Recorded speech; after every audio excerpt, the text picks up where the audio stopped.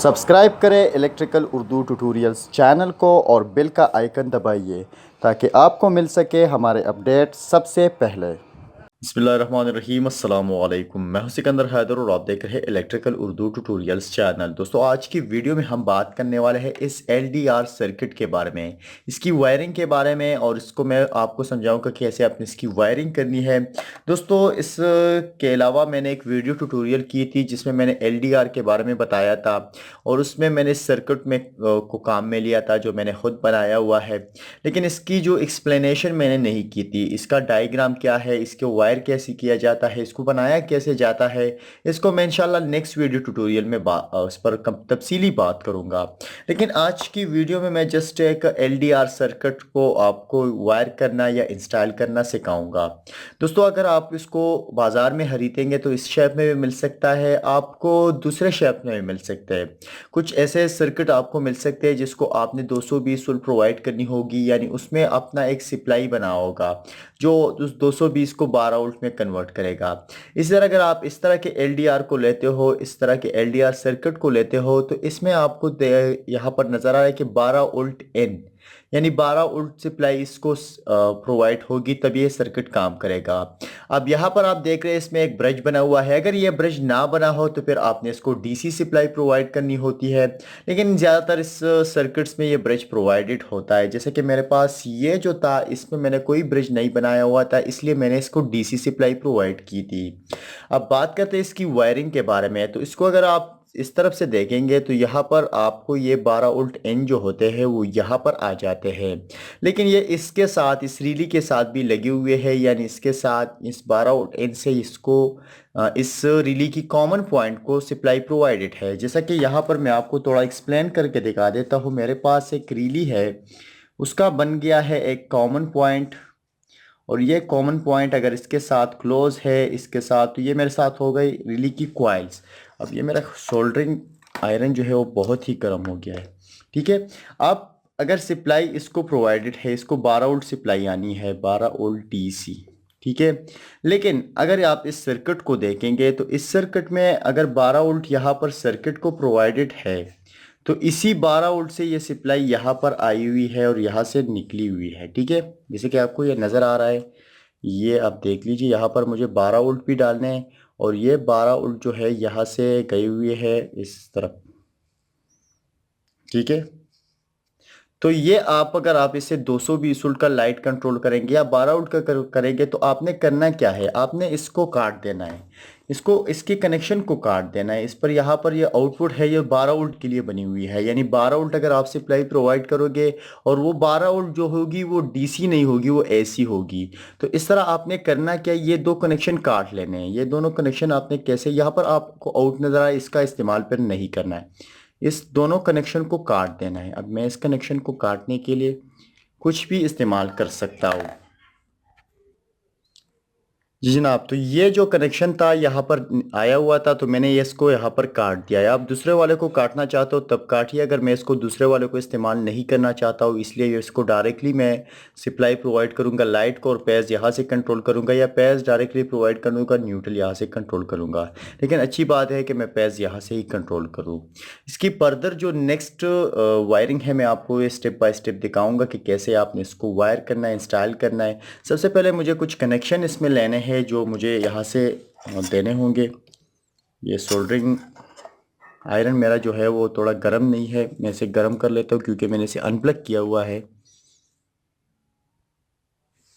जी जनाब, तो यहाँ पर ये अब मुझे क्या करना है, यहाँ पर 12 वोल्ट प्रोवाइड करना है, तो ये ट्रांसफार्मर के दो कनेक्शन मैं यहाँ पर कनेक्ट कर दूंगा। यहाँ पर इस ट्रांसफार्मर को अगर आप देखेंगे तो ये ट्रांसफार्मर है 9VAC/2, यानी 9/9 ट्रांसफार्मर है, लेकिन यहाँ पर 12 वोल्ट की दरकार है, या तो ये मेरे साथ 18 वोल्ट बनाएगा या मेरे साथ 9 वोल्ट बनाएगा। लेकिन फिर भी ये 9 वोल्ट ये काम कर लेता है, 9 वोल्ट से भी आप इस सर्किट को चला लोगे क्योंकि ये 9 वोल्ट से बिल्कुल काम करता है। अब मैं क्या करूँगा कि यहाँ पर दो वायरें लगा दूंगा, सोल्डरिंग कर दूंगा। उसके बाद मुझे पेज वायर अपनी जो है यहाँ पर प्रोवाइड करनी है और यहाँ से लेनी है। ठीक है, तो यहाँ पर 12 वोल्ट होगी, यहाँ पर पेज वायर होगा 220 वोल्ट वाला, और उसके बाद यहाँ से आउटपुट होगा लाइट को।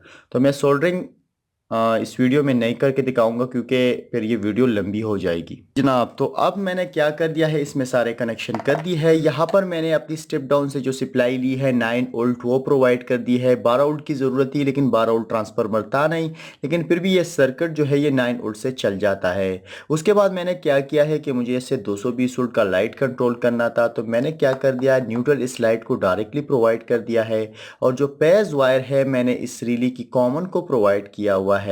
अब कॉमन के बाद मैंने यहाँ से नॉर्मली ओपन से लिया हुआ है और उस नॉर्मली ओपन से सप्लाई जाती है इस लाइट को पेज वायर जाती है। जब हमारे पास यहाँ रोशनी नहीं होगी या यहाँ इस जो LDR है उस पर अंधेरा होगा या इस पर हम हाथ रखेंगे या इस पर साया कर देंगे, तो हम क्या करेंगे, इस लाइट को ये LDR जो है ये लाइट को ऑन कर देगा। यहाँ पर इस सर्किट में आपको रेड LED नज़र आ रही है जो ये इंडिकेट करती है कि ये सर्किट हमारे साथ अभी ऑन है। यहाँ पर हमारे साथ लाइट के लिए एक वेरिएबल लगा हुआ है।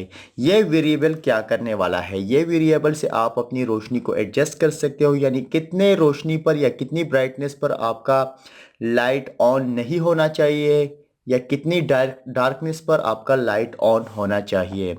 अब अगर मैं इसको सप्लाई प्रोवाइड करता हूँ तो यहाँ पर मैंने इसको कर दिया 220 वोल्ट सप्लाई प्रोवाइड। अब क्या है कि मेरे पास इतनी रोशनी है कि ये लाइट मेरे साथ ऑफ है, मुझे और लाइट की कोई ज़रूरत नहीं है। अब अगर इस पर मैं थोड़ा सा अंधेरा कर लेता हूँ, क्योंकि अब यहाँ पर कुछ मसला आता है, मैं करने वाला हूँ इसके साथ कुछ चीज़ें रखने वाला हूँ। जैसे कि मैं इसके सामने एक अपना ये कैलकुलेटर है उसका डब्बा रख लेता हूँ, क्योंकि ये जो लाइट है ये इस पर आती है और इस वजह से ये LDR जो होता है वो कंफ्यूज हो जाता है, कभी लाइट को ऑन करता है कभी ऑफ करता है, क्योंकि ये LDR जो होता है ये हमारे साथ लाइट पे डिपेंड करता है। अब जब यहाँ पर मैं करता हूँ साया या अब यहाँ पर अंधेरा कर लेता हूँ तो ये लाइट ऑन हो जाता है और इसी की रोशनी जब इस LDR पर पहुंचती है तो ये हमारे साथ कभी ये लाइट ऑन होता है कभी ऑफ होता है। तो इसलिए आपने इस LDR को ऐसे जगह पर लगाना है जिससे अगर आपने जो लाइट कंट्रोल करना है वो उस लाइट की रोशनी इस LDR पर ना पड़े। यह भी एक आप पॉइंट नोट कीजिए। अब मैं इस पर अंधेरा कर लेता हूँ तो मेरे पास ये लाइट ऑन हो गया है। जैसे कि अगर मैं इसको ऐसे लगा दूं और फिर मैं इसके सामने ऐसे करता हूं तो फिर क्या करेगा, ये मसला देगा। ये मसला क्यों देता है, क्योंकि इसकी रोशनी इस पर पड़ रही है और यही लाइट अपने आप को ऑफ कर रही है, लेकिन फिर उसके बाद जब ऑफ हो जाती है तो LDR को पता चल जाता है कि भाई अंधेरा है, तो दोबारा इस लाइट को ऑन करती है। इसलिए आपने इस LDR के सर्किट को या इस सेंसर को ऐसी जगह पर लगाना है कि लाइट की रोशनी जो है उस पर ना पड़े। जैसे कि मैंने यहाँ पर एक दीवार बना दी है, अब देख लीजिए लाइट अगर ऑन भी हो जाए, यहाँ के इस एडजस्टमेंट से मैं एडजस्टमेंट कर सकता हूँ, लेकिन ये दिन की वक्त अभी यहाँ पर जो रोशनी है, ये जो आप मोबाइल का कैमरा लगा हुआ है इसका प्लश ऑन है। अब प्लश ऑन होने की वजह से ये जो डायरेक्टली इस LDR पर पहुँच रही है लाइट और लाइट की वजह से ये रोशनी की वजह से ये लाइट हमारा ऑफ है। इसलिए अगर आप इसको बाहर लगाएंगे तो फिर उसके बाद ये एडजस्टमेंट अच्छी तरह से काम करता है। बात करते हैं इस सर्किट के बारे में। जैसे कि मैंने पहले भी बताया है कि इस सर्किट को मैं जल्दी एक डायग्राम के ज़रिए आपको समझाऊंगा और कम्प्लीटली एक्सप्लेनेशन आपको दूंगा और डायग्राम भी आपको एक डिस्क्रिप्शन के लिंक में मिल जाएगा। इसी के साथ ही आज की वीडियो ट्यूटोरियल खत्म होती है। मज़ीद ट्यूटोरियल के लिए हमारे यूट्यूब चैनल को सब्सक्राइब कीजिए और अगर आपको ये वीडियो अच्छी लगी हो तो इस वीडियो को लाइक ज़रूर कीजिए और कॉमेंट करना ना भूलिएगा। खुदा हाफिज़।